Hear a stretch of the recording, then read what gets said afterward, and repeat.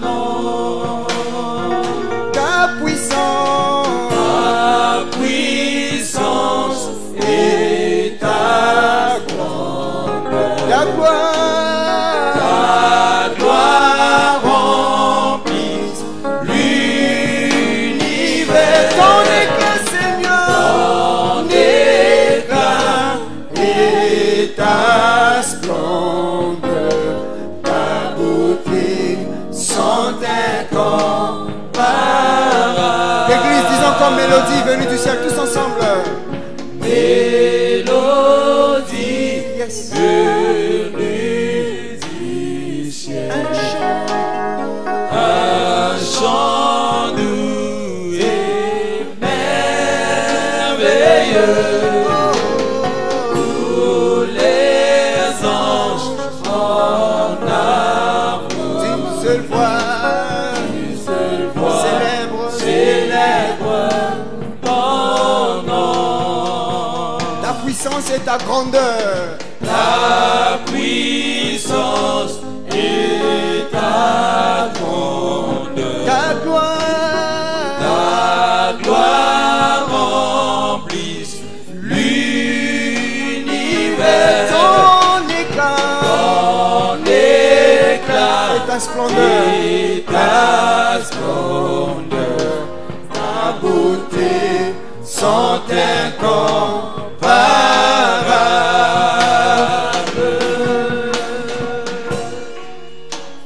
Saint, oh,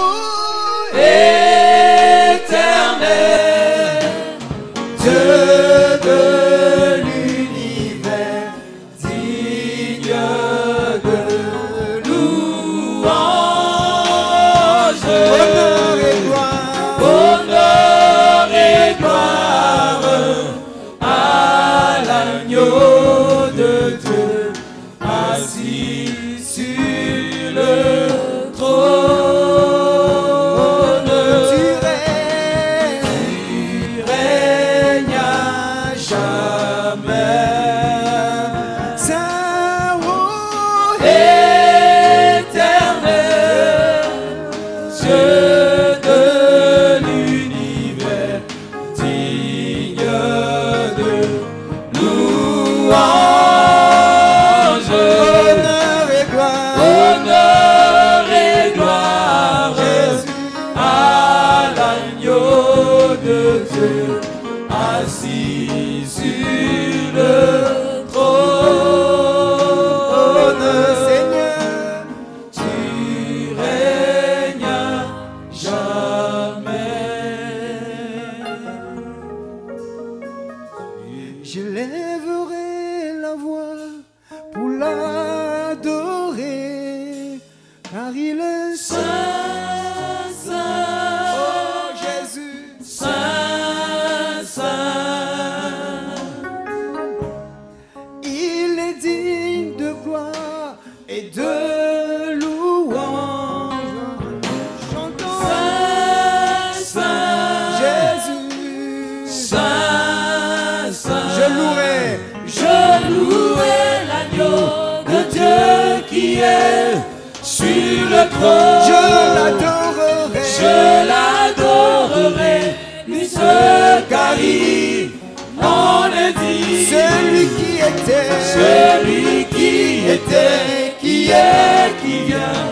Je chanterai devant le trône à jamais, oh, à jamais. je louerai.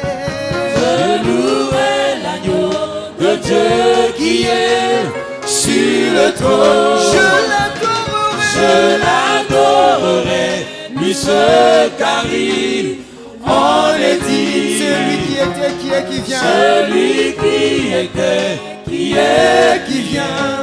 Je chanterai devant le trône à jamais, À jamais, à jamais.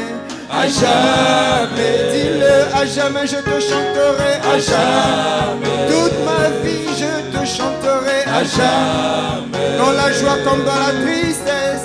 à jamais, Dans l'épreuve comme dans la joie, Seigneur. à jamais, Dans l'abondance comme dans la disette.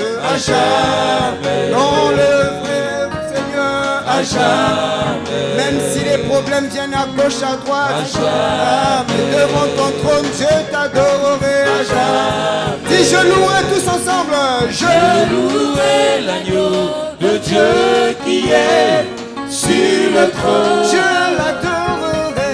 Je l'adorerai, lui seul, car il en est digne. Celui qui était, Celui qui était, qui est, qui vient. Je chanterai devant le trône à jamais. Alléluia, alléluia, Jésus. À jamais. Oh, tu es magnifique, notre Dieu. Toi qui nous as sauvés, tu as fait de nous les racheter, Seigneur. Tu es assis sur un trône très élevé. C'est pour cela, Seigneur, nous jetons nos couronnes devant ta face. Pour t'adorer, nous ne sommes rien. Nous sommes que les pécheurs que tu as sauvés par grâce, Seigneur Jésus. Merci pour le salut. Merci, Seigneur. Quels que soient les moments, nous t'adorerons toujours, Seigneur. Nous continuerons à t'adorer, Seigneur, parce que c'est ce que tu demandes. Tu cherches un peuple qui t'adore en esprit et en vérité, parce que Dieu est esprit. Et Seigneur, merci pour la grâce que tu nous donnes encore d'être dans ta présence pour te célébrer. Non pas parce que tu aurais fait quelque chose, même si tu n'as pas fait, même si tu n'as pas agi dans notre vie, nous t'adorerons toujours, Seigneur, parce que c'est ça que tu nous demandes de faire. Même quand tout va bien, nous te donnerons le sacrifice de louange, parce que, Seigneur, tu connais notre avenir, tu connais ce que tu nous as préparé. C'est pour cela le roi David, quels que soient les moments, il continue à t'adorer, à te louer, à danser pour toi, au point où même sa femme a dit, mais quel est ce roi qui danse comme un vulgaire homme? Il a dit, sache-le, que je ne danse pas devant les hommes, mais je danse devant celui qui m'a établi roi d'Israël. Et c'est pour cela que Dieu a réellement donné l'autorité au roi David. Et Seigneur, nous allons encore danser, te célébrer, t'adorer devant le trône. Peu importe ce que notre voisin dira, mais nous savons que nous sommes devant ta face, Seigneur. Devant ton autel, nous t'adorerons, Seigneur. Reçois la gloire qui t'est due encore. Père, alors que nous sommes à tes pieds, nous voulons plonger nos regards dans ta loi parfaite. C'est toi qui nous as créés et c'est toi qui as donné un mode opératoire pour notre vie parce que tu nous connais. Nous ne sommes pas plus intelligents que toi. Tu es sage, plus sage que nous, parce que notre sagesse devant toi est une folie. Seigneur, c'est pour cela nous te confions toutes choses. Puisses-tu être favorable envers chacun et que nous puissions recevoir cette parole, non pas seulement comme un discours de plus, comme quelque chose qui va nous booster, qui va changer notre avenir, qui va nous challenger, qui va nous relever, afin que nous puissions partir sur des nouvelles bases, parce que c'est ce que tu attends de ton peuple. Bénis ces moments, c'est au nom de Jésus que nous avons prié. Amen. Est-ce que nous pouvons encore acclamer le Seigneur?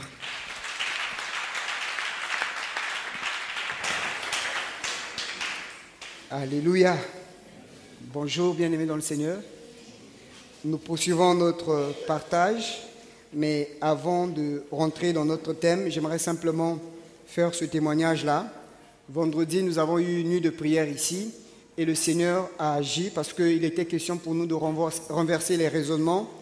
Et je vous assure que le Seigneur est présent au milieu de nous. Alléluia. Nous avons eu un cas ici le matin. Les bien-aimés ont témoigné, mais j'aimerais pas revenir sur ce témoignage, mais je vais prendre un autre témoignage parce que le Seigneur agit énormément. Nous avions un couple pendant la nuit de prière. Donc ce couple-là, la femme avait un problème de constipation. Elle n'arrivait pas à faire des selles, ça faisait bientôt près d'une semaine. Pendant la nuit de prière, alors que le Seigneur était en train de nous conduire, il y a eu la louange prophétique. Vous savez que la louange prophétique, c'est pendant qu'on est en train de célébrer, de louer le Seigneur, il se manifeste. Et c'est ce que nous avons vu la nuit de prière pour ceux qui étaient là. Il y avait vraiment eu des grandes actions, il y a eu des manifestations, Dieu a opéré pendant son peuple. Et donc ce couple-là, la femme n'arrivait pas à faire ses selles normalement. Et pendant la nuit de prière, une parole prophétique est sortie pour dire que si tu crois seulement, tu verras la gloire de Dieu. Et la femme a saisi cette parole. Et le lendemain, avec son mari, elle a dû dire à son mari, bon, on devait aller à l'hôpital, mais pendant la veillée de prière, le Seigneur m'a parlé clairement que nous devons croire. Je crois que sans aller à l'hôpital, je ferai mes selles. Jusqu'à 16 heures, il n'y a pas eu les selles. Et puis le mari est obligé d'aller acheter un peu de la papaye pour madame, pour qu'elle puisse finalement faire des sels. Mais malheureusement, vous connaissez les frères, hein, les frères ne savent pas souvent choisir les choses. Donc il va prendre un papaye qui n'était pas encore mûr, donc qui était encore cru. Et on ne pouvait pas manger. Et donc la femme a dû attendre. Mais pendant qu'ils attendaient, la femme a cessé de dire que je crois que le Seigneur a dit, si je crois, tout va se passer. Et Dieu était au rendez-vous hier l'après-midi, elle a fait ses sels normalement. Et cette nuit aussi, elle m'a dit, j'ai encore fait des sels. Amen. Est-ce qu'on peut acclamer le Seigneur pour ça? Voilà. C'est pour dire, beaucoup de choses peuvent se passer dans notre vie. Il est question simplement pour nous d'être attentifs, d'être engagés dans des programmes de prière parce que le Seigneur agit et le temps de miracle n'est pas encore passé. Amen. Le Dieu qui agit hier peut agir aujourd'hui, pourra aussi agir le lendemain. Alors, ce matin, nous allons poursuivre notre partage. Nous sommes en train de voir toujours les 7 fêtes de l'Éternel. Nous avons dit que Christ a accompli les 4 premières fêtes. Donc, la fête de la Pâque, qui est une grande fête subdivisée en 3. On a vu la Pâque. Nous sommes actuellement sur la fête des pains sans levain. Après cette fête, nous verrons donc la fête des prémices, suivie de la fête de la Pentecôte. Ça, c'est les 4 premières fêtes que Christ a accomplies. Ensuite, il y aura la fête des trompettes, qui elle-même, elle est subdivisée en 3 fêtes. Il y a d'abord, la fête des tabernacles, c'est ça, qui est subdivisée en 3 fêtes. Il y a la fête des trompettes, le Yom Kippour, qui est la fête de expiation, suivie enfin de la fête des trompettes, des tabernacles. En fait, trompette, tabernacle, c'est ça. Ok, donc ce sont ces fêtes-là que nous sommes en train d'étudier parce que derrière cette étude, il y a la pensée de Dieu pour l'humanité, mais il y a également la pensée de Dieu pour chacun de nous. Actuellement, nous sommes en train de voir la fête des pains sans levain. En Christ, nous sommes des pains sans levain. Le levain, nous avons défini ici, c'est une forme de péché qui est subtile. Ça rentre dans votre vie, vous ne vous rendez pas compte. Vous pensez que vous êtes en train de marcher avec Dieu, mais en fait, vous êtes dans le péché. Et c'est pour cela que nous avons vu le levain d'Hérode, qui est la mondanité, et nous avons également vu le levain des Sadducéens. Aujourd'hui, nous allons voir le levain des pharisiens. Mais avant de voir le levain des pharisiens, je vais donc demander à la cabine technique, s'ils sont déjà prêts, de nous préparer une vidéo qui va nous permettre d'avoir une idée sur les pharisiens. Donc nous allons suivre cette vidéo-là pour nous faire une idée d'abord de ce que c'est qu'un pharisien. Ensuite, nous allons revenir. Si on peut éteindre un peu la lumière, comme ça on aura une bonne visibilité. Donc nous allons suivre une vidéo de 5 minutes par là qui va nous présenter un peu les pharisiens. Ils semblent avertis. Tu devrais éviter de les approcher. 2 hommes montèrent au temple pour prier. L'un était pharisien et l'autre était un collecteur d'impôts. Le pharisien fit cette prière. Dieu, je te rends grâce de ne pas m'avoir fait comme les autres hommes qui sont voleurs, adultères, ou encore comme ce collecteur.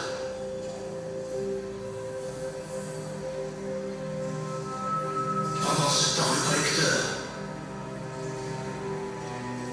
ne lève même pas les yeux au ciel. Il dit, Seigneur, aie pitié de moi,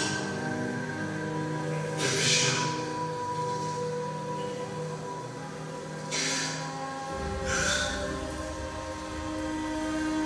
Dieu bénit alors le collecteur,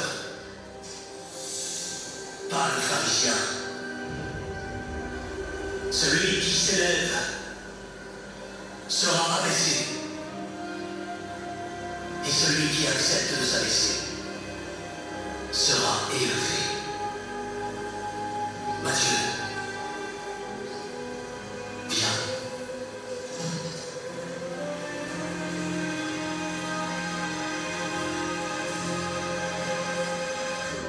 La loi nous ordonne de lapider la femme pécheresse. Et toi, que d'inquiétude.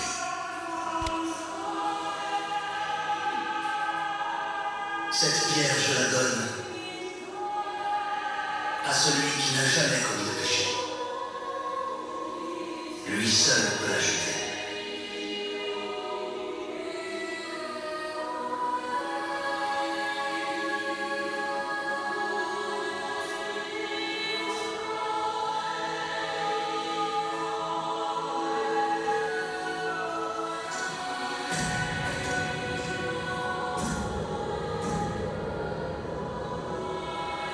N'est-il pas écrit?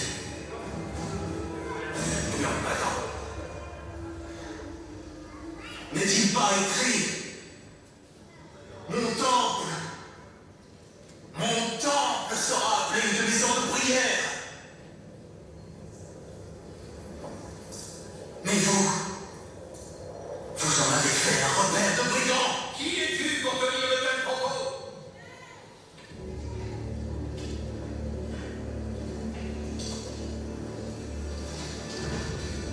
C'est nous qui enseignons la loi, personne d'autre. Vous vous prononcez de nobles prières et vous vous complaisez dans vos démonstrations de piété au sein du temple.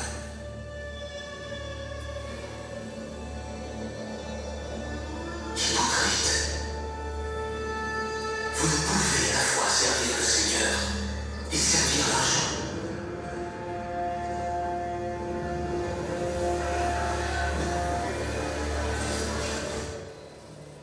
Le plus important, c'est que vous aimiez votre prochain, que vous l'aimiez comme vous-même. Mais il prétend que tu es savant, alors dis-nous, devons-nous payer l'impôt, Romain? Non!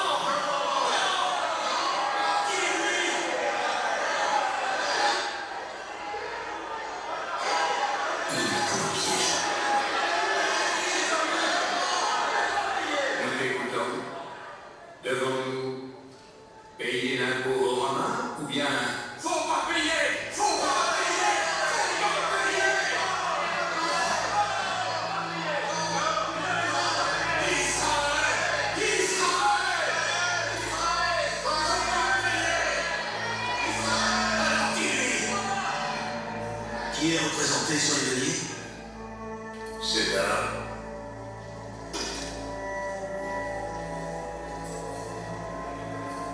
Eh bien, rendez à César ce qui est à César, et rendez au Seigneur ce qui est au Seigneur.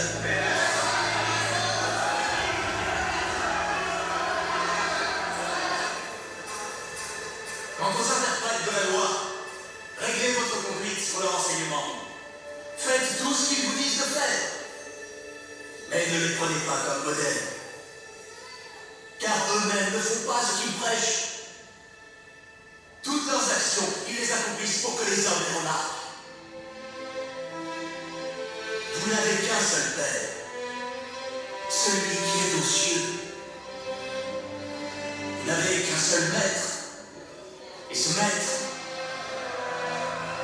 c'est le Christ.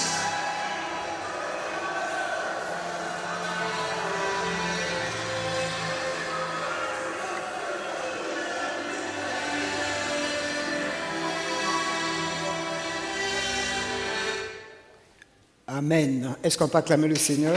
Merci.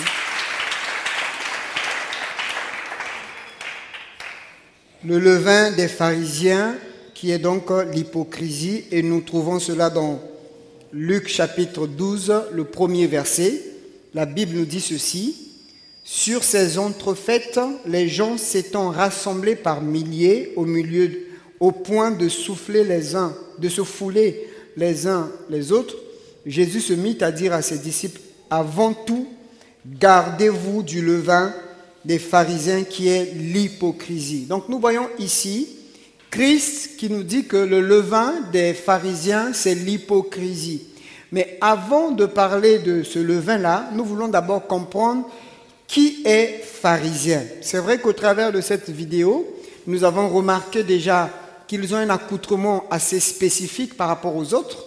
Ils sont toujours là à vouloir tendre des pièges au Seigneur Jésus-Christ. Ils sont là à vouloir condamner les autres. Donc les pharisiens, en gros, c'est un parti. Chez les Juifs, il y avait 3 partis. Le premier parti, donc, je vais citer un peu comme ça, pas dans l'ordre de mérite. Il y avait le parti des Sadducéens que nous avons vu.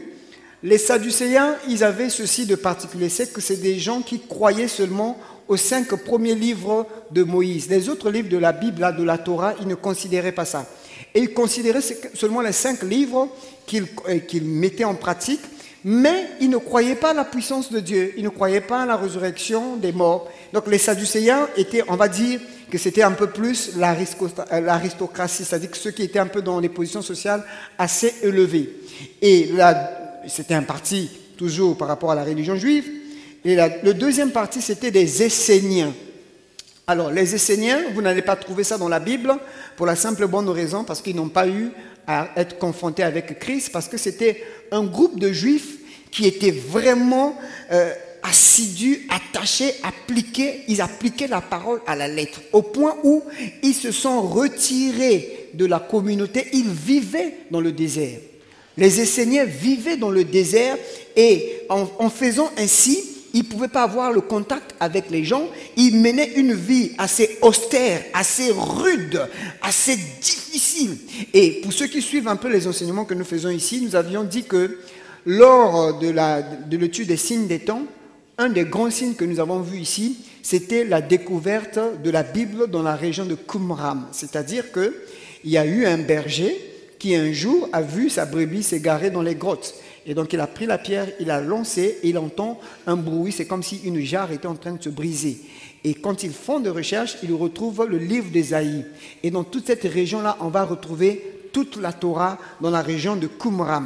Qui avait gardé la Bible dans la région de Qumran? Ce sont les Esséniens, parce qu'ils pressentaient que les Romains allaient détruire le temple. Et par rapport à cela, les Esséniens ont dû conserver toute la Bible dans la région de Qumran. Donc les Esséniens étaient aussi un groupe, un parti, une secte au sein de la population juive. Et enfin, donc, le groupe que nous sommes en train de voir maintenant, c'est les pharisiens. Les pharisiens étaient aussi un groupe, mais c'était un peu les plus aimés de la population, parce qu'ils étaient là, ils étaient avec le peuple, c'était pas trop des bourgeois, c'était des gens qui vivaient avec les autres. Et donc, les pharisiens constituaient une secte la plus rigide aussi parmi les Juifs, parce qu'ils vérifiaient la parole de Dieu, la Torah. Et même, pendant que je faisais des recherches, il est même dit qu'un bon pharisien devait au moins avoir écrit par ses propres mains toute la Torah. Donc, tel que vous êtes là, si vous devez être pharisien, il faut au moins avoir écrit toute la Bible avec votre propre main. Et dans Actes chapitre 26, verset 5, l'apôtre Paul dit qu'il était lui-même pharisien. Acte 26, verset 5, la Bible dit « J'ai vécu pharisien selon la secte », ou bien dans d'autres versions, on dit « selon le parti », ou bien la secte la plus rigide de notre religion. Donc leur religion, il y en avait 3 sectes, principalement, parce qu'après il y avait d'autres sectes comme les Zélotes et tout ça, mais principalement il y avait ces 3. Et donc Paul est en train de dire que moi j'ai vécu comme un pharisien. Aujourd'hui, quand on parle que quelqu'un est pharisien, on a toujours tendance juste à le mettre dans la catégorie des gens qui sont mauvais. Non, les pharisiens, à la base, ce n'étaient pas des gens mauvais. Ce n'étaient pas des gens tels que nous décrivons aujourd'hui les pharisiens du 21e siècle. Et les pharisiens avaient aussi, même aujourd'hui, ont plus ou moins les mêmes croyances que nous, les chrétiens. Quand nous lisons dans Actes chapitre 23, du verset 6 jusqu'au verset 8, nous voyons cette vérité.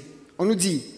Paul, sachant qu'une partie de l'assemblée était composée de Sadducéens et l'autre de pharisiens, s'écria dans le Sanhédrin, « Homme frère, je suis pharisien. » Quand il dit « je suis pharisien » là, il a déjà donné sa vie à Christ.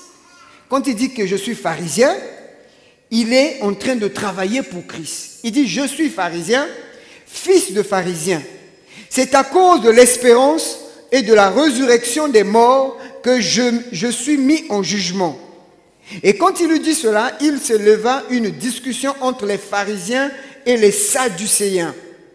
Et l'assemblée se divisa, car les sadducéens, voyez donc le verset 8, Les Sadducéens disent qu'il n'y a point de résurrection et qu'il n'existe ni ange ni esprit. Tandis que les pharisiens affirment les deux choses. Nous voyons que au verset 8 ici, les pharisiens rejoignent notre croyance en Christ. Nous croyons à la résurrection, nous croyons que les anges existent, nous croyons qu'il y a le monde des esprits. Alléluia. N'est-ce pas ce que tu crois? Alléluia. Alléluia. C'est ce que nous croyons.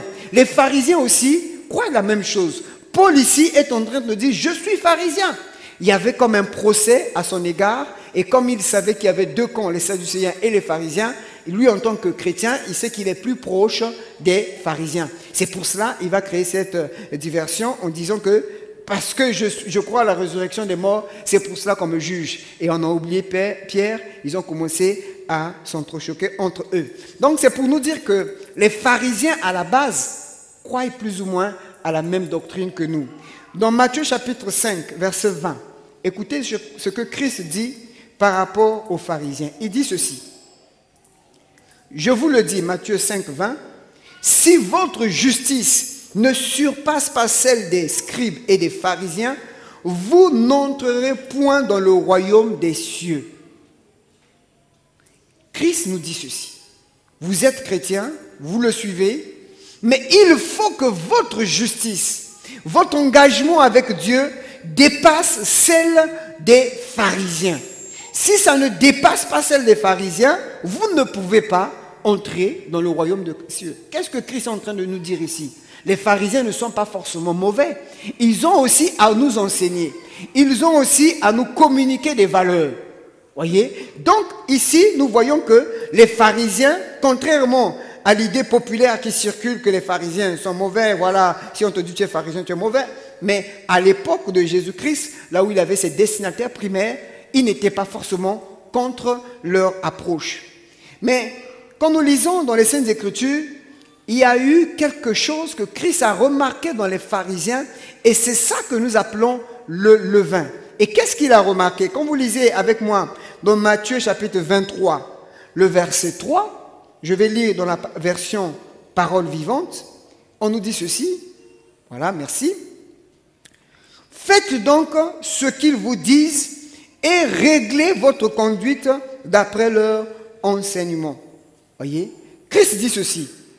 Les pharisiens, l'enseignement qu'ils vous disposent, qu'ils vous donnent, tel qu'on a vu dans la vidéo, c'est qu'ils disent c'est bien. C'est même ça la pensée de Dieu. Ce qu'ils disent là, vous devez régler votre conduite par rapport à leur enseignement, qui n'est pas mauvais. Alors, le problème, c'est que, vous voyez là-dessus du verset, il dit, mais gardez-vous de prendre modèle sur leurs actes. Le problème se situe au niveau de leurs actes, au niveau de leur comportement. Ils parlent, ils disent une chose, mais ils ne font pas la chose. Ils parlent d'une manière et ils n'agissent pas selon cette manière. Donc les pharisiens ont un bon enseignement, ont une bonne parole, mais le problème, c'est qu'ils ne font pas ce qu'ils disent. Et c'est ça que nous appelons le levain des pharisiens. La capacité qu'ils ont de dire des bonnes choses et de ne pas les faire. Et c'est ça qui est le piège qui guette aujourd'hui l'Église. Qu'est-ce qui se passe à l'époque des pharisiens? Ils avaient la Torah donc qui est la parole de Dieu communiquée à l'époque par Moïse. Eux, ils croyaient que Dieu a donné à Moïse la Torah écrite et la Torah verbale. C'est ça la différence chez les pharisiens. Ils pensaient que Dieu a donné, ce qui est vrai aussi, la Torah écrite, ce que Moïse a reçu, il a dit voilà, les tables de la loi. Mais au-delà de ça, ils se sont dit, Dieu a parlé avec Moïse, d'homme à homme, en dehors de ce qui est écrit. Dieu a eu à dire les choses à Moïse, oralement. Et donc nous aussi, les interprètes de la parole, nous allons faire la même chose. Au-delà de ce qui est écrit, nous devons nous aussi, en tant que pharisiens, donner des interprétations en dehors de la parole. Et c'est là où il y a eu le piège. Et qu'est-ce qui se passe quand ils ont décidé de donner eux-mêmes l'interprétation de la parole? C'est que la parole originelle, primaire, la parole que Dieu avait donnée avant, elle va perdre son efficacité parce qu'ils vont prioriser leur loi. Je disais au premier culte, il nous est arrivé un moment ici dans cette assemblée, avant de servir, nous avons mis des lois. Nous avons dit ceci. Quelqu'un ne peut pas venir, tel que je le fais, prêcher la parole, ou chanter, ou modérer, ou faire le protocole. Bref, quelqu'un ne peut pas servir dans la maison du Seigneur si au préalable dans la semaine, il n'a pas eu le temps de passer au centre de veille qui à l'époque était de minuit jusqu'à 5 heures. Pourquoi avoir institué une telle loi? Parce que nous nous sommes dit, nous allons nous tenir devant le peuple de Dieu. Nous allons parler au peuple de Dieu, quel que soit le service. J'aimerais dire à tout le monde, il n'y a pas de petit service devant Dieu. Alléluia. Même arranger les chaises. On nous a fait un témoignage ici qu'une maman, pendant qu'elle arrange les chaises de l'église, sur chaque chaise, elle prie. C'est-à-dire qu'elle prend toute une journée pour arranger les chaises de l'église. Elle vient devant la chaise, elle nettoie, elle se met à genoux et elle prie pour la personne qui va s'asseoir. Vous voyez le genre de proclamation, le niveau de consécration. Toute une journée. Et le dimanche, l'église était pleine. Le dimanche, il y avait des miracles. Pourquoi? Parce qu'il y a eu quelqu'un qui est soucieux, qui a compris que ce que je fais là, ce n'est pas pour moi. Je le fais pour mon Dieu. Donc, il prend cela au service. Donc, c'était juste une parenthèse pour nous dire que nous ne devons pas négliger les services. Ce n'est pas parce que tu n'es pas prédicateur que tu balayes la salle, c'est un petit service. Non. Devant le Seigneur, il n'y a pas de grands serviteurs, il n'y a pas de petits serviteurs. Devant le Seigneur, nous sommes tous ses ouvriers. Celui qui est en train de me filmer là, le service qu'il fait est aussi valable. Celui qui est en train de prendre le son, le service qu'il fait est valable. Parce que des années plus tard, des mois plus tard, des gens vont reçuivre ces mêmes prédications comme si c'était aujourd'hui. Et même si nous mourrons, ces personnes-là auront à suivre ces vidéos. Alléluia. Elles seront édifiées. Donc, nous avons mis cette loi ici à la CERF pour que chacun puisse prendre au sérieux sa vie spirituelle. Mais dans le déroulement, c'est que nous avons vu au départ, ça se passe bien. Les gens ont compris, ah, il faut prier pour venir servir. Et tous ceux qui étaient là à l'époque, ils peuvent bien témoigner, on sentait la manifestation de l'esprit, les prophéties, les miracles, les grâces. Et c'est même par ça que Dieu nous a fait grâce, qu'on a acheté ce terrain, tout ça. Je ne dis pas que la manière de fonctionner actuelle est mauvaise, mais en faisant comme ça, on s'est aperçu d'une chose. Les gens ne venaient plus pour prier, les gens venaient pour servir. Pourvu qu'on m'ait vu, et quand les gens venaient, puisqu'il y avait un registre, les gens maintenant commençaient à venir. Dès qu'il vient, il met son nom dans le registre de prière. Comme ça, son responsable qui va vérifier, il va s'assurer que son gars est venu à la prière. Il ne va pas le mettre hors de service. Et donc, les gens mettaient l'accent sur la loi. Donc, quelqu'un vient, il met son nom, et pendant la prière même, la personne est là, elle dort copieusement. Son cœur n'y est plus. C'est ça qui se passe avec les pharisiens. À force de mettre des lois, d'ajouter des lois, leur conception, la piété est devenue formaliste. La disposition du cœur n'a plus d'importance. Ce qui est important maintenant, c'est l'acte extérieur. Que les gens me voient en train de servir. Que les gens me voient en train d'être dans la maison de Dieu. Frère, le Seigneur ne veut pas de ce qui est extérieur. Il veut de ce qui est intérieur à toi. Et c'est ce que les pharisiens ont fait. Et c'est ça le levain des pharisiens. Et même quand, puisque je vous ai dit, il y avait l'interprétation écrite et l'interprétation orale, qu'est-ce que les pharisiens faisaient? Quand ils lisaient la parole de Dieu, ce n'était pas pour eux, c'était pour les autres. Quand ils venaient interpréter les Saintes Écritures, ce n'était pas pour eux, c'était pour les autres. Et bien aimé dans le Seigneur, ça a un danger également. Je disais ce matin, nous sommes en train de partager ce thème sur les pains sans levain et tout ce qu'on est en train de voir, mais je vous assure, ce n'est pas seulement pour vous. Le dimanche dernier, je vous ai fait le témoignage qu'il y a eu des frères qui ont supprimé des vidéos dans leur téléphone, des vidéos érotiques, des vidéos pornographiques, qui m'ont appelé, qui m'ont dit cela, je les ai bénis, j'ai dit continuez dans cet élan. Mais moi-même aussi, j'étais concerné, pas par des vidéos pornographiques, hein. Alléluia. J'étais concerné, mais par quoi? Avec mes enfants, nous nous sommes assis cette semaine. Vous connaissez ces musiciens-là, chrétiens, qui s'appellent, entre griffes, Makoma. Donc, ces musiciens-là, ce qu'ils chantent est bon, mais leur accoutrement n'est pas bon. Ils font même des pères quoi? Des pères signes, hein? Ok, c'est ce que vous avez dit là. Donc, ils font ça, et ça fait que les enfants regardaient ça. À un moment donné, avec mon épouse, on s'est dit, c'est bien, le contenu est bon, mais la manière dont ils s'habillent, ils gesticulent, non, là, il y a un problème. Et on avait aussi une autre vidéo d'un musicien de l'autre côté, ça, je ne vais pas citer le nom, parce que je ne connais pas aussi le nom, mais lui, maintenant, c'était vraiment le Mbassouma. Le contenu est bon.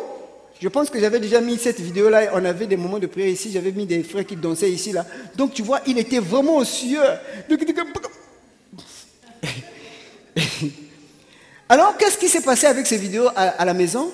On s'est rendu compte que notre deuxième enfant, qui ne savait pas danser, on a remarqué qu'il a commencé à avoir une souplesse au niveau de ses hanches. Alors là, une souplesse, on s'est dit, mais Daniel, comment tu as appris à danser? Parce qu'avant, quand il faut aller danser, lui, il était là. Parce que souvent, il répétait des danses que maman Paul leur donne à l'écodime, là. On met ça à la télé, il danse. Mais depuis qu'il y a eu ces vidéos de l'autre côté, là, on a remarqué que notre fils a commencé à avoir la maîtrise de sa hanche. Au moment où parfois il faisait des gestes, on a dit, mon épouse m'a dit, ça c'est toi. On me dit, ok, c'est moi, mais vous voyez, les enfants, souvent les parents ne se rendent pas compte. On se dit, bon, écoutez, c'est des enfants, ça s'amuse. Attention, hein! C'est des enfants, c'est là où les démons entrent. Et on s'est assis avec les enfants, je leur ai parlé cette semaine. J'ai dit, bon, je n'ai pas dit que c'était le levain, parce qu'ils ne vont pas comprendre le levain. Je leur ai dit, bon, écoutez les gars, là, vous avez votre disque dur, vous avez des vidéos, mais il se trouve qu'il y a des vidéos qui ne sont pas bonnes. Oh, mais on dit, regardez, j'ai commencé à expliquer, un tel. Est-ce que Abishag, une fille doit s'habiller comme ça avec un pantalon? Non. Alors regardez comment ils s'habillent, ils mettent leur forme et tout, c'est pas bon. Après, c'est les enfants qui me disent, oui, papa, tu sais, tu avais aussi dit les petits diables, c'est pas bon. Il y en a dedans, il faut supprimer. Ah bon, j'ai cherché les petits diables, pia, j'ai supprimé. Parce que les petits diables, ça a été démontré que c'est fait en sorte que nos enfants se rebellent contre nous. C'est pour ça que ça a été fait, ça a été démontré par un chrétien. Alors, bref, c'est pour dire quoi? Si je vous demande de faire disparaître le levain et que moi-même, je ne fais pas disparaître le levain, il y a un problème. C'est ça, ce qui se passe chez les pharisiens, c'est ça. Quand ils prêchent la parole de Dieu, voilà, le péché, l'enfer, comme un pasteur qui a eu des problèmes avec son épouse. Et puis, bon, pour régler le problème à la chair, il dit, aujourd'hui, nous allons parler du jugement dernier. Voyez? Pourquoi? Parce qu'il sait qu'avec sa femme, il y a des problèmes, il est obligé de prêcher sur le jugement dernier, comme ça, madame va se repentir. On prêche pour les autres. Par exemple, nous sommes en train de partager sur... actuellement, nous partageons sur le levain. Mais moi, dans ma méditation personnelle, je ne suis pas ici. Je suis sur, par exemple, Apocalypse. Pour ceux qui sont avec nous dans le programme de lecteur de la Bible, nous sommes sur Apocalypse. Hier, on a vu Apocalypse 4, aujourd'hui, c'est Apocalypse 5. Je ne veux pas m'en priver de mon programme personnel parce que j'ai un enseignement. Or, il y a des gens qui lisent la Bible dès qu'on lui dit, frère, tu vas prêcher à la nuit de prière de temps. Là, tu vois, le gars, il commence. Allô, Papa Herman, tu connais le verset qu'on dit là, hein? Moi, je sens que le verset là, quand je vais dire, je vais choquer les gens. Vous voyez, même il y a des gens, quand ils prient, ils disent, je vais vous choquer ce matin. Oh. Et toi-même alors? Si tu vas nous choquer, maintenant toi-même. Donc toi, tu ne te choques pas. Il faut dire, je vais nous choquer ce matin. Parce que quand quelqu'un dit, je vais vous choquer, ça veut dire que c'est un pharisien. Son but, c'est d'interpréter la parole de Dieu pour les autres, pas pour lui. Or, la parole de Dieu dans Hébreux chapitre 4, le verset 12, la Bible nous dit que la parole de Dieu est une épée à double tranchant. Capable de séparer moi le gentil. Et nous qui prêchons, et vous, nous sommes au même pied d'égalité. Et au contraire, même nous, hein, nous les prédicateurs, la Bible dit qu'il n'y a pas plusieurs personnes qui prêchent. Pourquoi? Parce que vous serez jugés plus sévèrement que les autres. Vous voyez la responsabilité que nous avons. C'est pourquoi quand le vieux nous programme ici, on a envie de fuir. Ne pensez pas que c'est la joie de venir se lever, parler devant les gens. Il y a les gens qui vous regardent et puis qui disent, bon, on va voir. Ce n'est pas évident. Si on vous laisse ici, j'aimerais que quelqu'un me remplace. Moi, j'ai vu un pasteur là, son pasteur principal n'était pas là, il a programmé, il a mis, il dit, viens prêcher. Il a dit au pasteur principal, c'est mieux que toi, tu restes dans la salle technique. Parce que là, je ne pourrais pas supporter de prêcher que tu sois là. Pourquoi? Pour dire que c'est une responsabilité. Les pharisiens interprétaient la parole de Dieu pour les autres et non pas pour eux-mêmes. Et comme je vous ai dit, cela fait que à ce moment-là, on va avoir des mauvais pharisiens. Mais s'il y a eu des mauvais pharisiens, ça veut dire qu'il y a eu aussi des bons pharisiens. Et entre autres, les bons pharisiens que vous connaissez, il y a eu Nicodème. Nicodème, quand on voulait juger Jésus, il va leur dire, mais non, on ne peut pas juger quelqu'un alors qu'on ne l'a pas encore entendu. Notre loi ne nous dit pas comme ça. Vous voyez, Nicodème avait des bonnes dispositions. Paul lui-même, il fut pharisien. Son maître, son enseignant, dont tu lui réclames que j'ai appris au pied de Gamaliel, il dit que Gamaliel aussi est pharisien. Donc, il y a eu des bons pharisiens comme il y a eu des mauvais pharisiens. Donc, c'est pour dire que si on fait l'analogie avec les chrétiens, il y a des bons chrétiens et il y a des mauvais chrétiens. Donc, les pharisiens, à la base, n'est pas mauvais. C'est le levain qu'ils autorisent qui leur rend mauvais. Et c'est pour cela, nous allons voir le levain, donc les pharisiens, nous avons dit que c'est l'hypocrisie, on l'a déjà lu. Maintenant, pour comprendre l'hypocrisie et l'appliquer à la vie des pharisiens et nous-mêmes, comme ça nous allons sortir des compréhensions qui ne sont pas vraies. D'abord, l'hypocrisie, c'est quoi? Le mot grec pour hypocrisie, en grec classique, c'est le mot hypocrites. Bon, voilà. Voilà. Je n'ai pas fait le grec, j'essaie de lire. Hein? Cher grécois, je ne sais pas, voilà, grec. Donc, aidez-moi. Donc, le mot en grec classique, ça veut dire que c'est un acteur. Quand on parle d'hypocrite, c'est un acteur. Ça veut dire que celui qui porte un masque et qui joue un rôle d'une autre personne. Vous voyez, comme vous partez suivez des pièces théâtrales, hein, comme vous connaissez, beaucoup connaissent Gou, hein, beaucoup connaissent, vous connaissez ces personnes-là qui jouent des pièces théâtrales, mais quand vous les retrouvez dans leur vie de tous les jours, elles ne sont pas comme le rôle qu'elles ont joué. Donc c'est pourquoi on dit, pour mieux comprendre un hypocrite, référez-vous aux pièces théâtrales. Les gens qui jouent des pièces théâtrales, au fait, ce sont des hypocrites en grec classique. C'est-à-dire, c'est des gens qui jouent un rôle. Dans la pièce, il peut prendre le rôle de Dieu, le rôle de Satan, le rôle d'un ange, et dit, Marie, ouais, je te salue Marie.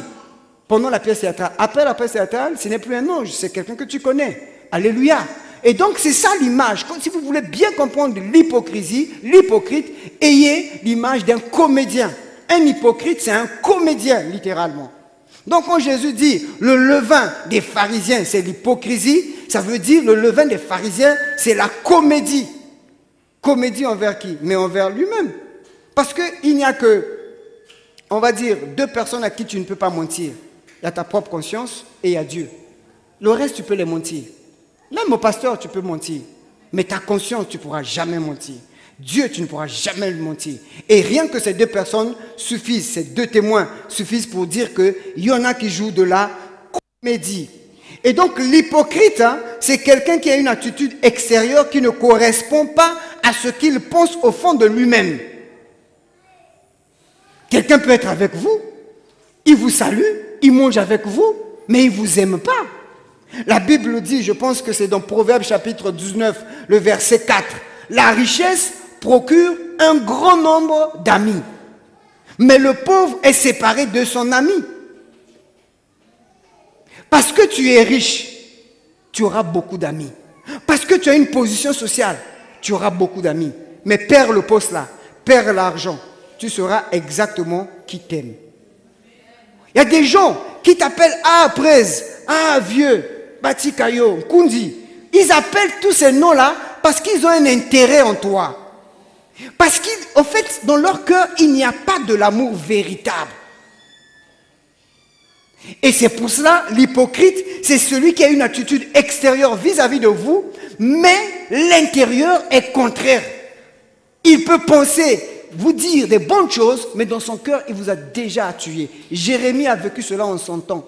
Dans Jérémie chapitre 9, le verset 8. Écoutez ce que le prophète dit. Leur langue est un trait meurtrier. Ils ne disent que des mensonges. De la bouche, suivez bien la partie là. De la bouche, ils parlent de paix à leur prochain.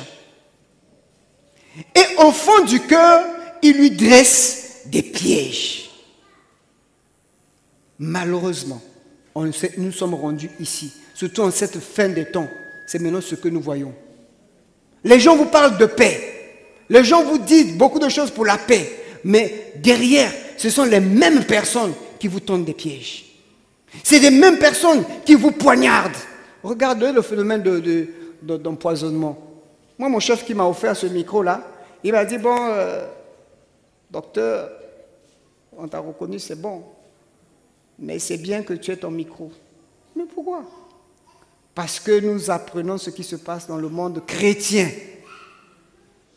On empoisonne les propres frères. Parce qu'on estime que non, lui là où il est là, il faut qu'un jour qu'il tombe, qu'il sache aussi que Dieu est Dieu. On veut poignarder les autres. Paix à leurs âmes. Papa Alain Moloto, n'est-ce pas qu'il a été empoisonné? La liste est longue, je pourrais vous citer. On parle de paix, mais qui a empoisonné Papa Alain? C'est des gens qui étaient avec lui, c'est des gens qui priaient avec lui, c'est des gens qui étaient là, qui sympathisaient avec lui. Judas a trahi Jésus comment? C'est pas par un baiser. Mais les gens ne savaient pas là où Jésus priait. Jésus se repliait, il avait ses endroits stratégiques. Mais qu'est-ce qui s'est passé? Il a fallu que les pharisiens trouvent auprès de Jésus quelqu'un qui l'aime de façade. Parce que Jésus attire les femmes qui ont de l'argent. Parce que ce que nous devons connaître, c'est qu'il y avait des femmes, des autorités qui étaient avec Jésus et qui avaient de l'argent. Et qui gérait cet argent? C'était Judas. Et Judas n'aimait pas Jésus de tout son cœur, mais à cause de l'argent. Et c'est comme ça là que les pharisiens ont dit, nous allons te donner de l'argent si tu nous dis là où on peut le trouver pour le corriger. Ils ne savaient pas qu'on allait le tuer.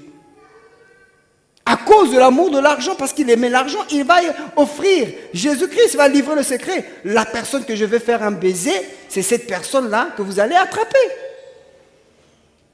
Des baisers de Judas. Aujourd'hui, c'est une expression, mais ça vient de là. Aujourd'hui, frères et sœurs, vous avez peut-être même dans l'église des gens qui vous font des baisers de Judas. Vous avez l'impression, ah, mon frère, ma soeur, il y a longtemps. Mais au fond, non. Il t'a tué. C'est ce que Jérémie dit. Il t'a tendu des pièges. Des frères qui parlent avec des autres, avec des enregistreurs. Vous êtes en train de parler, mais il est en train d'enregistrer tout ce que tu es en train de dire. Pourquoi? Pour aller me dire. Regarde ce qu'un tel dit de toi. Et toi, tu es surpris. C'est pour cela, nous devons être vrais. Si je parle d'un frère, même s'il n'est pas là, je dois être capable de dire les mêmes choses quand il sera là. Comme ça, même si on vous enregistre, il n'y aura pas de problème de dire Mwanango. Non, il n'y a pas de Mwanango là. Alléluia. Oh. Même si on vous enregistre, vous n'aurez pas peur de dire mettez l'enregistrement. Parce que vous n'avez pas peur. Mais aujourd'hui, c'est ce que nous vivons. Les gens tendent des pièges aux autres. Et Jérémie dit non, au fond du cœur, il dresse des pièges. Et Jésus vient aussi pour conforter la position de Jérémie dans Matthieu chapitre 15, du premier verset jusqu'au verset 9. Qu'est-ce qui se passe là? Les disciples de Jésus sont en train de manger, mais ils ne se lavent pas les mains. Les pharisiens leur disent, mais comment tes disciples peuvent manger et ils ne respectent pas la tradition des anciens? Jésus fait comme un bon Congolais. Parce que le Congolais, dit-on, répond une question par une question. Et ça, Jésus a dit, c'est bon. Et c'est bien, frère. Parfois, il faut répondre par des questions. Puisque Jésus, nous sommes disciples de Jésus. Nous aussi, on est des vrais Congolais, des vrais Mouyesou. On peut aussi répondre par une question. Il leur pose cette question aussi. Ils ont répondu, et vous, pourquoi transgressez-vous le commandement de Dieu au profit de votre tradition? Car Dieu a dit, honore ton père et ta mère, et celui qui maudira son père ou sa mère sera puni de mort. Mais vous, vous dites, celui qui dira à son père ou à sa mère, ce dont j'aurais pu t'assister est une offrande à Dieu, n'est pas tenu d'honorer son père ou sa mère. Vous annulez ainsi la parole de Dieu au profit de votre tradition. Verset 7, il dit ceci, hypocrite. Ésaïe a bien prophétisé sur vous quand il a dit « Ce peuple m'honore simplement des lèvres, mais son cœur est éloigné de moi. C'est en vain qu'il m'honore en enseignant des préceptes qui sont des commandements d'hommes. Qu'est-ce que Jésus dit ici? Pharisiens, il y a la parole de Dieu et il y a votre tradition. Vous vous dites dans votre tradition, la meilleure façon de soutenir son père et sa mère, c'est d'apporter une offrande à l'Éternel. C'est-à-dire tel que vous êtes là, vous avez vos parents. Pour soutenir vos parents, vous devez nous apporter l'offrande d'ici. Et cette offrande-là, nous on va prier de sorte que Dieu va vous soutenir votre parent. Est-ce que c'est ce que Dieu a enseigné? Et c'est pour ça, vous voyez, aujourd'hui, beaucoup d'hommes de Dieu multiplient des stratégies. Le but, c'est quoi? C'est pas que les gens puissent se soucier de leurs parents. Le but, c'est que les gens doivent emmener de l'argent à l'église pour qu'eux, ils ont des poches pleines. C'est pour ça que vous allez dans certaines églises, vous allez voir 3, 4, 5, 6, 7, 8 offrandes. Et chaque offrande a son nom. Offrande de réparation, offrande de manque de respect à l'homme de Dieu, offrande du loyer du pasteur, offrande de la maison du pasteur, offrande. On vous invente les choses. Il y a même des hommes de Dieu qui viennent comme ça, ils arrêtent la prédication. Moi, là, demain, on va me chasser. Mais est-ce que c'est notre problème? Hein? Il faut payer ma maison. Le pressing, merci frère. Oui, j'ai prêché, j'ai transpiré. Il faut que ça aille. Je suis quand même votre papa. Je dois être le plus beau de cette maison. Ma femme doit être ma voiture. Hein? Il n'y a même pas de carburant. Il faut mettre le carburant dans ma voiture. On multiplie des offrandes au point où il y a des gens qui ont maintenant multiplié des stratégies. Offrandes multiples de 10. C'est-à-dire que minimum, c'est voilà, 1000 francs. Voilà.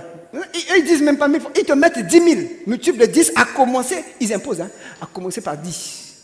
Donc 10 000, après tu multiplies par 10. Après 10 000, c'est combien? Après? Donc tu n'as pas la possibilité de donner 50 000. C'est des calculs. Ce sont des traditions que l'Église ajoute et on appelle ça du levain. À la fin, ça fait quoi? On perd la puissance même de la parole. C'est pourquoi Jésus dit, vous annulez la parole de Dieu au profit de vos traditions. Actuellement, le dimanche prochain, ça va être, soi-disant, selon le monde, la fête des pères. Vous voyez, des gens vont acheter des cadeaux. J'ai même reçu des invitations sur des sites chrétiens qui m'envoient des choses pour dire que non, voilà comment vous devez fêter la fête de père. Moi, j'ai répondu au fond de moi, si vous saviez que c'est une fête païenne, en tout cas, je n'ai pas cette façon de fêter la fête des pères. Je ne fêterai jamais ça. La Bible ne m'a pas dit ça. C'est une fête gréco-romaine démoniaque. Et ne fêtez pas la fête des pères au nom de Jésus. Bon, tu peux fêter, il n'y a pas de problème. Au moins, ce n'est pas salutaire, hein, mais tu auras des comptes à rendre. Parce que le Seigneur dit, mon serviteur t'avait bien expliqué. Et pour cela, on va te retirer la couronne. On donnera ça à quelqu'un d'autre. Tu seras sauvé, mais tu seras quelque part là-bas. Ok. Donc, nous voyons que cette façon de faire fait des pharisiens des hypocrites. C'est pourquoi, toujours le verset 7 là, j'aimerais le lire dans la version parole de vie. On dit ceci, homme faux.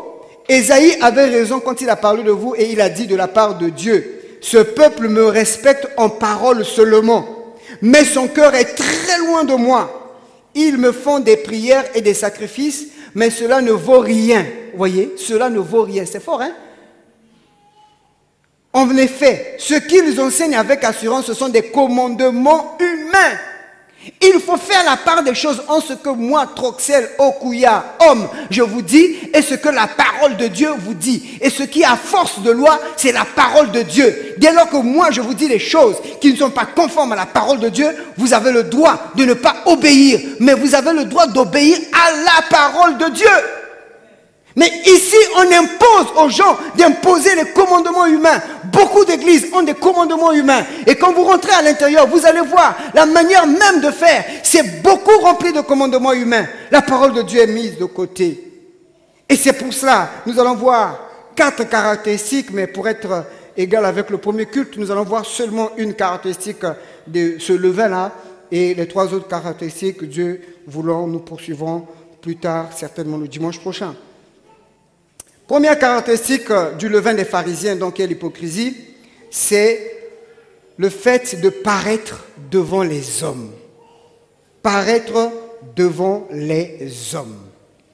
Alors, nous avons 3 versets pour cela. Matthieu chapitre 6, le verset 2, le verset 5 et le verset 16.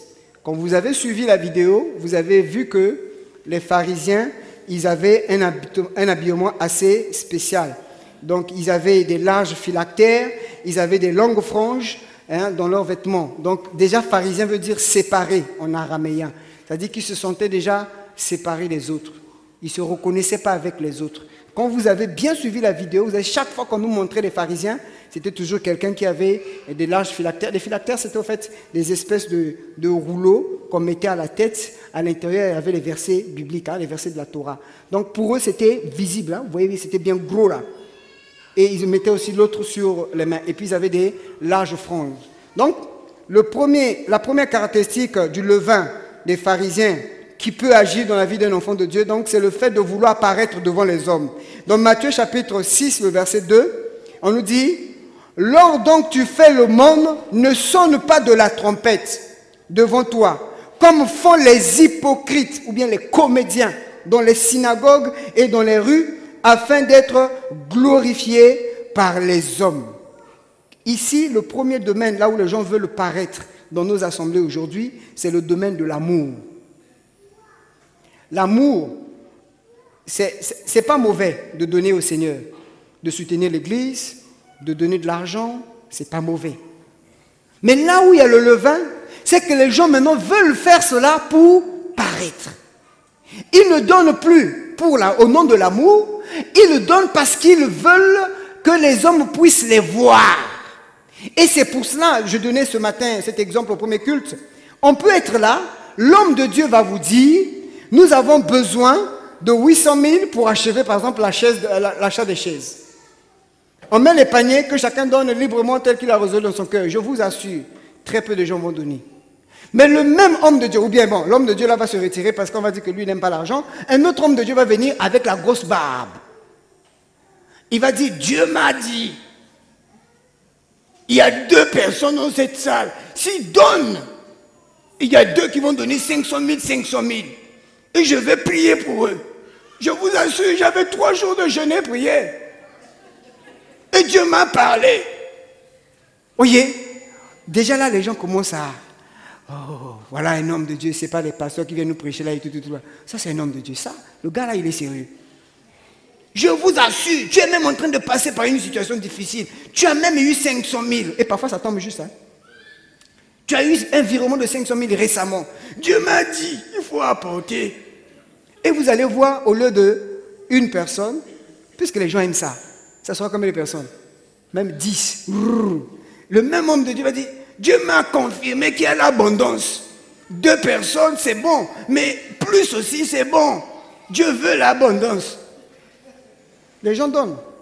À la fin, qu'est-ce qui se passe? L'église, quand il a vu les gens venir, qu'est-ce qu'ils disent? Papa, il t'a donné. Ils ont reçu leur récompense. C'est ça leur récompense. Les acclamations que les gens vont donner là. C'est ce que Jésus dit. Ils reçoivent leur récompense. Pourquoi? Parce qu'ils veulent paraître. Les gens acclament. À ce moment-là, le protocole va maintenant commencer à avoir du respect vis-à-vis de vous. Quand ils vont dire, ah, le frère Edgar, c'est lui qui avait donné tant pour telle chose. Papa Edgar, mets-toi là-bas. Pourquoi? Parce qu'il se reconnaît dans le frère qu'il avait donné de l'argent à l'église. Et du coup, quand il rentre à l'église, vous voyez, même le protocole a du mal à le gérer. Dès qu'il dit quelque chose, le protocole tremble parce qu'il dit que le gars, il donne l'argent. Et même, moi je ne parle pas ce langage, hein. Il y a certains hommes de Dieu qui parlent ce langage. Et attention, ceux-là ce sont des gros poissons. Hein. C'est des gros poissons, il faut les ménager. Petit, on ne prêche pas comme ça. Hein. Moi je vis avec ça. Toi tu prêches des péchés de l'impudicité, tout ça. Tu ne sais pas qu'un tel est dans le péché. Il ne faut pas parler comme ça. Ça c'est des cours, tu fais ça au cours de fondement, niveau 1, niveau 2. À l'église, il faut encourager les gens. Ah! Pourquoi? Parce que les gens, ils sont là, ils ont l'apparence, ils donnent à l'église, ils soutiennent, ils donnent tout, et on ne peut plus prêcher contre le péché. Et vous voyez ces hommes de Dieu là, ils disent non, ça là, ce sont des messages de condamnation. Quelle condamnation? Oh, si tu prêches tout le péché, la sanctification, tu condamnes les gens. Non, Christ a toujours été clair. Il n'a jamais ménagé. Christ a toujours parlé. Le gars qui dit, moi j'ai fait ça, moi j'ai fait ça, je suis bien. Christ a dit, il te manque une chose, va vendre tout ce que tu as et suis-moi. Il a dit même clairement, il n'y a personne ici qui aime son père, sa mère, son épouse, ses enfants plus que moi. Cette personne-là ne pourra jamais être digne de moi. Il était clair. Pourquoi vous voulez qu'on caresse les gens? Même si quelqu'un donne de l'argent, il est dans le péché, il est dans le péché. On lui dira la vérité. Si cette œuvre vient de Dieu, Dieu lui-même s'en occupera. On n'a pas besoin de dorloter les gens. Si les gens ne veulent pas, ils n'ont qu'à partir. Il n'y a pas de problème. Jésus a dit que les justes continuent à se justifier, que les injustes continuent dans le péché. Il n'y a pas de problème. Mais un jour, ils auront des comptes à rendre à Dieu. Ne caressons pas les gens. Et je vous assure, on ne va pas vous caresser ici. On vous dira la vérité. Parce que c'est ça que Dieu veut de son peuple. Ce que Dieu veut de son peuple, c'est la sanctification. Et à cause de cela, les gens veulent paraître. Ils veulent donner quelque chose, comme je disais ce matin. Vous voyez, il y a des gens, à une offrande de Naïe, il veut que tout le monde sache qu'il est en train de donner. Le panier est devant, il vient. Au lieu de venir directement donner, lui il vient. Je suis dans la joie. Ah, mais mes frères avancent. Une joie, il met un autre pas comme ça. Immense, je suis. Il paf, il arrive. Fais ça. Ouais, il met. Après, il repart. Tout le monde sait. Ah, mais le fait, donc, tout le monde doit se concentrer sur lui pour savoir ça, c'est son heure. Et il y a même des gens qui font, dans certaines églises, je ne sais pas comment on appelle ça, où on fait la concurrence entre les hommes et les femmes. Hein? Tinchani. C'est ça, non? Ils font le tinchani. Donc, on dit, bon, les mamans donnez. Les mamans viennent, donner. Les papas donnent, et puis, la louange continue. Vous donnez là. En tout temps, les financiers comptent. Quand ils finissent de compter, on se rend compte que les papas ont plus donné par rapport aux mamans. Ah, mais regardez, les papas ont dépassé. Les mamans disent, non, si on va encore donner. Il vient donner. On dit, ah, les mamans ont dépassé. Les papas disent quoi? Non, ça va. Mais entre-temps, la caisse, l'argent est en train de rentrer. Ah, frère. Et les mamans qui viennent donner, les papas qui vont donner là, qu'est-ce qu'ils font? Ils veulent paraître. N'est-ce pas que vous voyez même dans certaines assemblées, peut-être même ici c'est arrivé une ou deux fois. Ah, il n'y a que des femmes qui prennent des engagements. Les frères, vous êtes là ou pas? C'est quoi? On veut paraître? On veut impressionner les gens? Jésus-Christ dit non. Au nom de l'amour, quand tu dois donner, donne dans le secret. Quand tu donnes dans le secret, lui il sait. Le ciel a pris note. Vous savez, même pourquoi nous mettons les fiches de 10 000 de partenariat? Parce qu'il y a des bien-aimés, quand ils donnent de l'argent, ils vont appeler le pasteur. Papa, tu as vu ma dîme? Ah, maintenant mon dîme, non, c'est à Dieu de connaître. Et c'est encore, papa, j'ai donné une offrande là, à près d'1 million. Et quand les financiers emmènent le cahier, papa, voilà ce qu'on a eu. L'homme de Dieu, se souvenant de l'appel qu'il y avait une offrande ou bien une dîme consistante, il regarde, il se dit, ah, les diacres là sont les voleurs. Et c'est pour ça, vous voyez que l'homme de Dieu prêche. Même toi, papa diacre, il faut respecter l'homme de Dieu. Alléluia, il faut être dans la vérité. Ne volez pas l'argent de l'église. Le diacre là où il est dit, oh Seigneur, on est en train de m'accuser ou pas? Le diable aussi fait son travail. Hein? Le diable là, quand on appelle diabolos là, c'est calomniateur. Il va aller dire au diacre, tu vois ce qu'il est en train de dire là? C'est parce qu'il pense que tu voles l'argent. C'est comme ça, il faut démissionner de leur église là. Il ne faut pas servir. Toi, tu es responsable, on te dit que toi, tu es voleur. Et nous, on a dit, ici, là, on ne veut pas ça. Pour éviter ce genre de problème, tu as ta fiche de dîme, tu as ta fiche de partenariat, tu as ta fiche de social. Tu donnes l'argent. Ce n'est même pas nous, les pasteurs, qui touchons ça haut. C'est directement dans le panier. Les financiers prennent l'enveloppe. Ils vérifient d'abord si ce que tu as écrit dans ton enveloppe là est conforme. Si ce n'est pas conforme, ils interpellent même la personne. Hein, Papa Etienne? Ah, mais toi, tu as mis ça. Mais ça ne correspond pas à ce que... Ah oui, excusez-moi, hein, j'avais fait une erreur. Ok, d'accord. Donc on considère ce qu'on a vu. Ils modifient là où tu avais écrit, c'est pas 100 000, ils écrivent 50 000. Et puis eux, ils signent. Ce n'est que eux, après avoir signé, ils nous emmènent la fiche. Et nous, on signe, on valide. À ce moment-là, à la fin, on remet ça là-bas au protocole. Toi, tu prends, quand vous regardez votre fiche, vous dites, j'ai donné, les financiers ont signé, le pasteur a signé, l'argent est arrivé au bon port. Il n'y a pas de vol possible. C'est pour la transparence. Normalement, on ne devait pas faire comme ça. Mais nous faisons comme ça parce qu'il y a des gens qui veulent paraître et qui peuvent créer des diabolos, des calomnies dans l'église. Alors que nous ne voulons pas ça. Le livre comptable est là-bas. Si vous voulez, ce n'est pas interdit.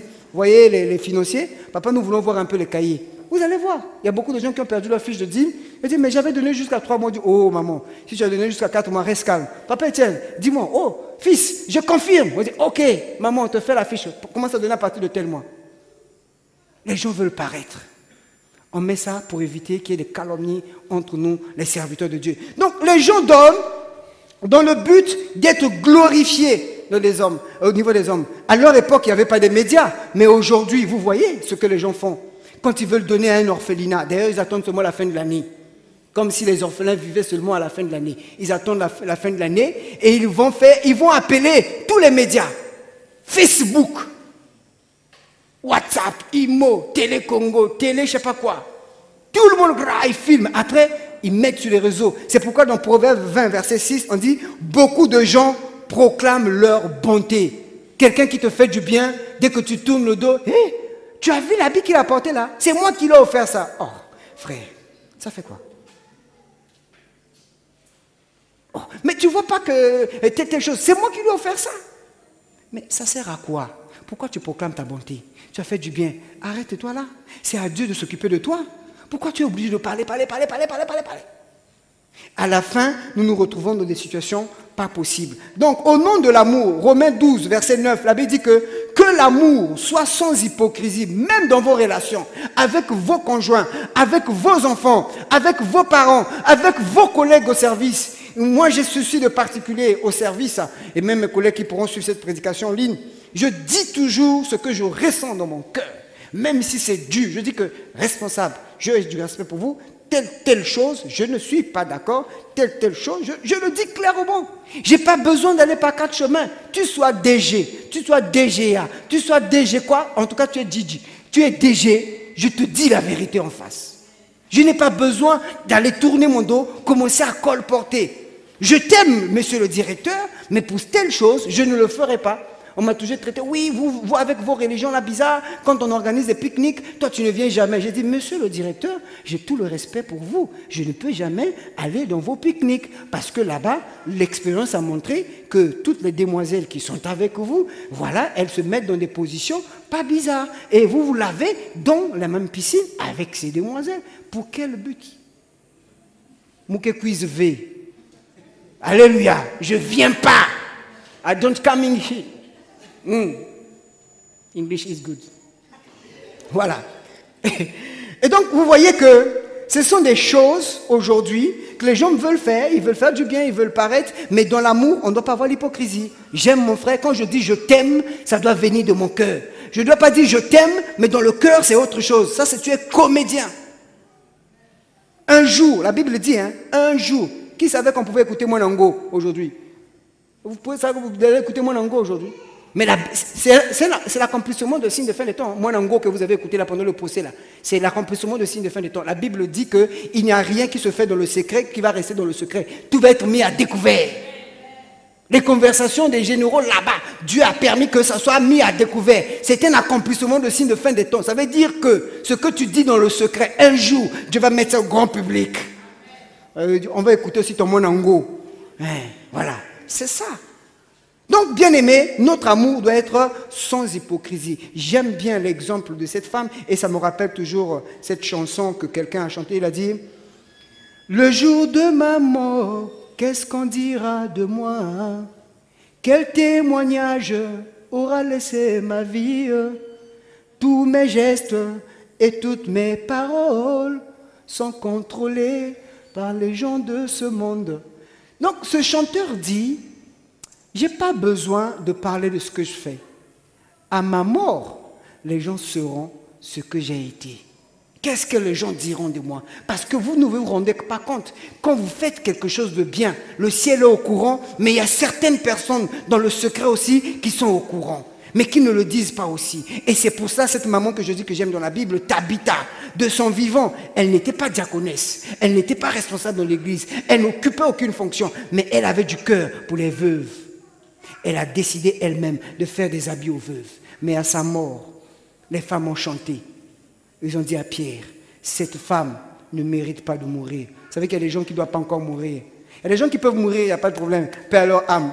Mais alléluia. Oui, il y a des gens qui peuvent mourir, ok. Parce que ça ne sert à rien. Jésus même l'a dit, ça fait 3 ans que je viens, je cherche le fruit, je ne trouve pas le fruit. Il faut couper. J'espère que ce n'est pas ton cas. Alléluia. Il y a des gens qui méritent la mort, hein, qui doivent mourir. Mais il y a des gens qui doivent encore... les femmes là ont dit à Pierre, Pierre, Tabitha ne peut pas encore mourir, même si elle est morte là. Nous, on dit au ciel là-bas. Le ciel a changé. Le ciel a dit, non, écoutez, il faut... Papa, elle est revenue à la vie. Elle avait des bonnes actions, mais en secret. Ce n'est qu'à sa mort que les gens ont su. Oh, ça c'est elle qui faisait. On ne savait pas. Mais frère, c'est comme ça. Vous faites parfois des choses, personne n'est au courant, mais le ciel est au courant. Et je vous assure, un jour, le Seigneur vous le rendra. Deuxième domaine, où toujours par rapport à cette caractéristique et le fait de vouloir paraître, c'est que les gens veulent paraître dans le domaine de la prière. Matthieu chapitre 5, toujours 6, verset 5, on dit « Lorsque vous priez, ne soyez pas comme des hypocrites qui aiment à prier debout dans les synagogues, au coin des rues, pour être vus des hommes. Je vous le dis, ils reçoivent leur récompense. » Qu'est-ce qui se passe? Domaine de la prière. Il y a des gens, d'abord pour prier, ils veulent alerter le monde entier. Même à la maison, il faut que tout le monde sache que là c'est l'heure de papa Intel, c'est l'heure de la prière. Un jour, on était encore à l'ancien site, il y avait une soeur, elle n'est plus avec nous, elle priait, mais je me suis rendu compte que ce n'était pas vraiment la prière. Elle s'adressait indirectement au gardien du temple. Écoutez, j'avais retenu cette prière. Elle priait comme ceci. Seigneur, je te rends grâce, je te bénis. Mais vraiment, Seigneur, dans cette église, les gens sont impolis. Les gens ne respectent pas les autres. Seigneur, vraiment, je n'ai jamais vu ça, même dans le monde. Moi, j'étais dans la salle technique, vous savez, à l'époque, donc l'estrade est en bas, moi j'étais dans la salle technique. Elle priait avec une voix forte.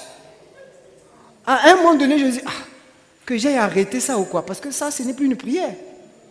Les gens n'écoutent pas. Hein? Même dans le monde, je n'ai jamais vu des gens aussi impudiques. Ils draguent les autres. Seigneur, pourquoi ça?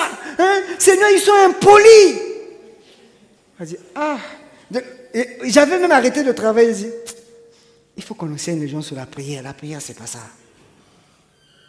Les gens, oui, je disais ce matin, il y a des gens qui prient en français, mais pourtant ils parlent bien Boshi, ils parlent bien Larry, ils parlent bien Vili, mais comme à l'église, les gens ont tendance à prier en français, lui il veut aussi prier en français. Et quand il prie, il dit, oh Jésus, ta trône, en fait je voulais dire ton trône.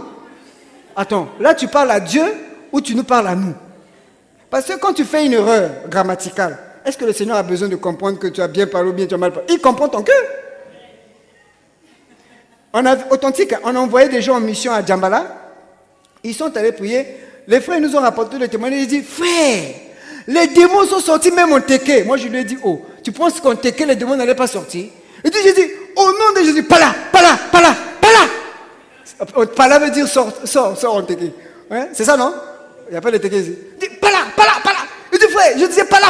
J'ai vu, même pas lui.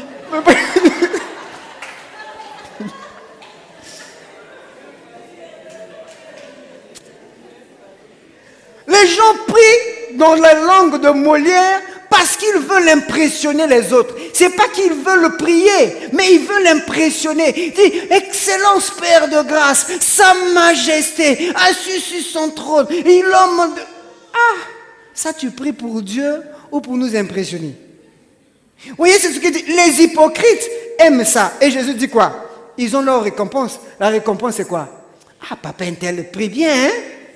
Vous voyez, quand les gens viennent vous voir à la fête, là, papa, toi, tu pries bien, hein? Avec ton français filtré, là. Français filtré, est-ce que Dieu a écouté? C'est ça le problème. Le problème, ce n'est pas le français filtré. Tu peux beau prier en téké, pala, il sort. Mais comme les gens, honnêtement, disons la vérité, dans la salle, là, comme les gens prient en leur patois, tout à l'heure. Vous avez vos patois ici. On est même en train de perdre nos richesses, là. Si ce n'est que peut-être quelques tribus là, les Congos qui font encore un effort d'éduquer. Mais nous aujourd'hui, les enfants, c'est quoi maintenant? Notre propre richesse nationale, on n'arrive pas. On dit prière, oui. Si je dis aujourd'hui maintenant, prions en patois, chacun prie dans son patois, vous allez voir des spectacles. Les gens ne pourront plus prier parce qu'ils sont impressionnés. Ils prient en français, mais un français aussi tordu. Et heureusement, Dieu écoute le cœur. Mais Jésus dit, dans le domaine de la prière, beaucoup de gens sont devenus hypocrites. Ils prient pour impressionner les autres. Ils prient pour paraître, pour qu'on dise, pour être vu. Frère, tu vois, j'étais dans le programme de prière là. On a fait la nuit de prière. Tu as vu ma photo sur Facebook, hein? Tu as vu comment on dansait en prière. Donc lui, il vient ici, non pas parce qu'il veut prier, mais il vient parce qu'il veut qu'on lui prenne une photo et qu'on le filme. Quand on va poster ça sur le site de Serve TV, que sa face puisse faire le tour du monde. Oui, ta face a fait le tour du monde, mais ta prière n'est même pas traversée ce plafond. Vous priez dans la maison. Non, ça, maman n'est pas là, au fait, je vais dire, il n'y a pas de souci. À l'époque, notre maman, ma mère, elle est encore vivante, et pendant qu'elle nous enrôlait dans la prière, pendant que vous dormez là, quand elle commence à prier, vous sentez, c'est comme s'il y a un bus qui est en train de circuler dans la maison. Donc elle vous terrorise. Elle passe devant la porte de Jésus. Alléluia, au nom de Jésus. Ah! Oh, priez. C'est-à-dire que là où tu es, donc tu trembles seulement. Tu sens qu'on est en train de vous lancer des missiles. Au nom de Jésus, le feu, les démons des Tekela, je les détruis. Là, tu ne peux même pas la rejoindre pour prier parce que tu as l'impression qu'on est en train de t'attaquer là. Et donc, il y a même des hommes qui vivent ça avec leurs femmes. Et que la femme est en train de prier, mais tu sens que non, là, elle ne prie pas, elle t'attaque. Donc là, tu es obligé de faire semblant, tu mets ton drap là, tu dors. Non, réveille-toi, frère, réveille-toi tant qu'il dort. Dans le domaine de la prière, on est hypocrite. Et c'est ça que les pharisiens faisaient. Et un autre domaine, pour terminer, le domaine du jeûne. Verset 16. Lorsque vous jeûnez, ne prenez pas un air triste, comme les hypocrites, les comédiens, qui se rendent le visage tout défait. Pour faire quoi? Pour montrer aux hommes qu'ils jeûnent. Je vous le dis en vérité, ils reçoivent leur récompense. Voilà. C'est le levain. Pourtant, nous jeûnons ici, nous faisons les prières de jeûne, c'est bien. Mais dans notre jeûne, nous mettons le levain. Pourquoi? Parce qu'il y a des gens, quand ils jeûnent, ils deviennent tristes, ils deviennent abattus. C'est comme s'ils sont malades. Et même au travail, dans le foyer, le mari qui est païen, pauvre de mari, qui ne comprend rien dans le jeûne et la prière, qui veut s'approcher de sa femme, « Papa, laisse-moi, je suis dans mes 21. » Ah, mais est-ce que lui, il connaît ça? Au travail, « Maman, qu'est-ce qui ne va pas? » Non, Bissot-toi, c'est à 21. Hein? Tout le monde est au courant et il pilie. Les gens s'habillent mal. Ils se négligent. Je disais ce matin, il y a un frère, pendant qu'on était en retraite, à l'époque, il dit, frère Troxel, quand on jeûne, on ne se brosse pas les dents. Moi, je dis, mais pourquoi?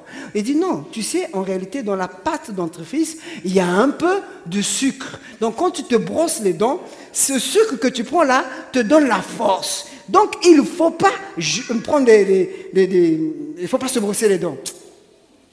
À l'époque, je n'ai pas encore une connaissance assez poussée, mais j'étais convaincu que ce n'était pas propre. Parce que, attendez, vous allez jeûner 3 jours à sec, vous ne brossez pas les dents, et puis le matin, vous arrivez au bureau, bonjour, et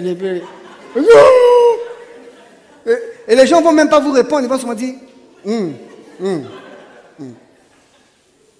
Les gens prennent des airs bizarres, ils prennent passion d'eux parce qu'ils sont dans un programme de jeûne, un jour de jeûne et prière. Non, le Seigneur Jésus n'a jamais dit ça. Il a dit, votre jeûne doit être dans le secret. Le Père connaît, tel que nous sommes là. Il y a peut-être quelqu'un qui est dans le programme de jeûne et prière. Moi, je ne connais pas. Ton voisin peut-être ne connaît pas. Mais Dieu sait que tu es dans un programme de jeûne et prière. Tu n'as pas besoin de faire la sonnette. Les gens qui font comme ça, ils reçoivent leur récompense. C'est quoi? C'est que les gens vont acclamer. Ah, papa un tel jeûne, même quand il jeûne, il n'avale pas la salive. Il y a même des gens comme ça qui disent, moi j'ai jeûné frère, avant de venir vous prêcher. Au lieu de prêcher la parole, ils vous mettent d'abord en valeur son programme de jeûne et prière. J'ai eu 3 jours de semaine de jeûne et prière. Quand je viens vous dire là, ce que je vais vous dire, vous n'avez jamais entendu ça quelque part. Et quand vous écoutez aussi, comment ça on n'a jamais entendu? On a déjà entendu. Le levain. On veut paraître, on veut être spécifique. On dit, moi, c'est comme ça, non? Vous avez suivi dans la vidéo. Je jeûne 2 fois dans la semaine. Je ne suis pas comme ce publicain-là. Frère, si tu jeûnes, c'est bien, mais c'est entre toi et ton Dieu. Tu n'as pas besoin d'alerter le monde. D'ailleurs, il y a même des gens qui sont venus trouver Jésus dans Matthieu 9, versets 14 à 15. Ils disent ceci à Jésus. Les disciples des gens vinrent auprès de Jésus et dirent, pourquoi nous et les pharisiens jeûnons-nous, tandis que tes disciples ne jeûnent point? Voilà comment est-ce que les gens réagissent. Pourquoi nous jeûnons et eux ne jeûnent pas? Est-ce que quand toi tu dois jeûner, tu dois imposer systématiquement à tout le monde? C'est un problème entre toi et ton Dieu. C'est un problème personnel. Tu n'as pas besoin de te référer aux autres. Ah, nous on est en train de souffrir. Il y a même des gens qui étaient venus nous voir, mais nous sommes à la fin de l'année. Toutes les églises organisent des programmes de jeûne et prière. Mais nous, pourquoi on n'a pas un programme de jeûne et prière? Moi, je dis, oh, Mais si eux, ils organisent leur programme de jeûne et prière, c'est leur programme de jeûne et prière. Le Seigneur ne nous a pas convaincus de faire comme cela. Alléluia. On n'a pas besoin, parce qu'eux, ils disent quoi? La fin de l'année, c'est le moment où Satan agit le plus, il tue les gens. Donc, pour éviter que vous puissiez perdre des membres de votre famille, il faut jeûner à la fin de l'année. Ah, frère, vous êtes sûr que Satan va attendre la fin de l'année pour faire ça? Alors que lui, il veut avoir beaucoup de gens dans son royaume, il sait qu'il a peu de temps, il va laisser de janvier jusqu'en décembre, il va vous laisser tranquille, et c'est en décembre qu'il va vous attaquer, frère, au Kossio. Ça, c'est un levain. Donc, si vous jeûnez, c'est bien. Mais vous n'avez pas besoin de vous en prendre à d'autres disciples qui ne jeûnent pas. C'est leur problème, c'est leur intimité avec Dieu. C'est pourquoi Jésus leur répond au verset 15. Les amis de l'époux peuvent-ils... Jésus aimait bien répondre par des questions. Hein. Les amis de l'époux peuvent-ils s'affliger pendant que l'époux est avec eux? Les jours viendront où l'époux leur sera enlevé, alors ils jeûneront. Bien-aimés, dans le domaine du jeûne, nous sommes aussi parfois arrivés comme les pharisiens. Nous jeûnons et nous voulons montrer aux gens que nous jeûnons. Nous n'avons pas besoin de montrer ça aux gens. Reste, garde le secret. Néhémie qui était, je vais terminer par cet exemple, Néhémie qui était un haut fonctionnaire auprès du roi, quand il a appris ce qui se passait dans son pays, Néhémie a commencé à pleurer à l'intérieur de lui-même.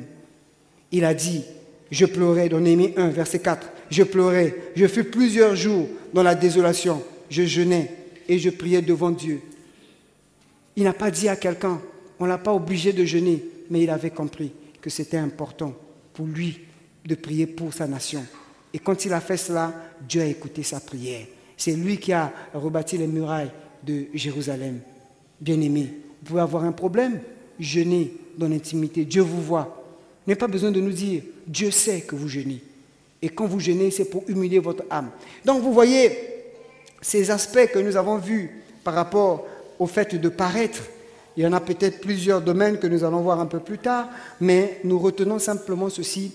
L'hypocrisie, la comédie, je veux paraître dans l'amour, je veux paraître dans la prière, je veux paraître dans le jeûne. Il y a bien d'autres domaines que nous pouvons voir, mais le Seigneur ne veut pas que nous soyons ainsi. Si nous faisons ainsi, nous sommes simplement des comédiens, sinon que des hypocrites. Baissons la tête et nous allons prier le Seigneur. Commence à remercier le Seigneur pour cette parole qui est sortie, lui qui veut que nous puissions être des pains sans levain. Bénis-le pour sa parole. Je fais disparaître le levain dans ma vie. Je fais disparaître le levain dans mon esprit. Je fais disparaître le levain dans ma vie. Je fais disparaître